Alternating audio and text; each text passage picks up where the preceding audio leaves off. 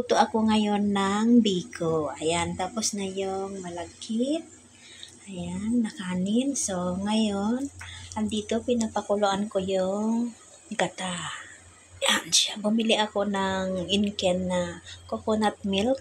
So, nilagyan ko na siya ng sugar. So, ngayon, konti lang yung nilagay ko na sugar. Lalagyan ko na naman siya ng cocoa.